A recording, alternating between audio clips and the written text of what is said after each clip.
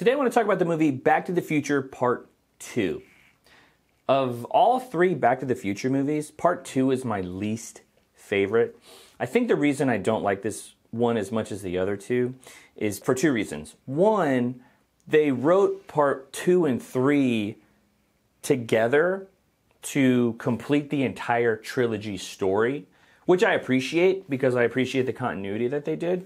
Because I don't think they were intending to do a sequel after the first one, but because the first one was so good, they said, let's do a sequel or two. So the second one felt a little not complete as its own entity. The other issue I have with it is that one of the reasons I like the first Back to the Future is because I don't feel like it feels overly dated with the technology in the movie. It clearly is old from the 80s, but they don't lean into it.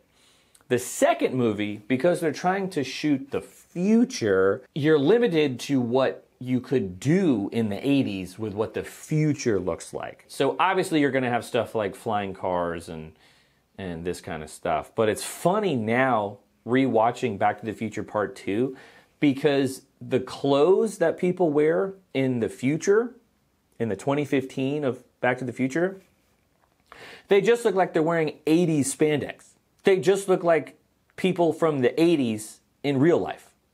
So the second Back to the Future feels the most dated. I feel like because the first movie and the third movie do most of the movie in the past, it seems a little easier to decorate the scenes and provide the costume of the past without guessing what the future might be, or without leaning too stereotypical into what the futuristic clothing and stuff looks like. Something I do really like about Back to the Future 2 is that when Marty goes back to 1955, they have a movie within the first movie.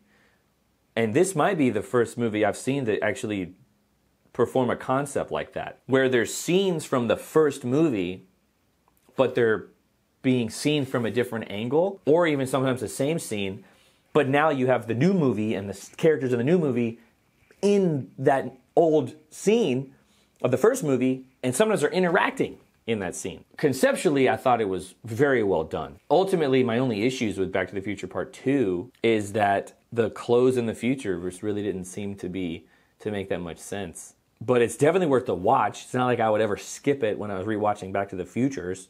You know, when I'm going on a Back to the Future bender over a weekend to watch all three, of course I'm going to watch the second one. But I definitely get more excited to watch the third one and the first one over the second one.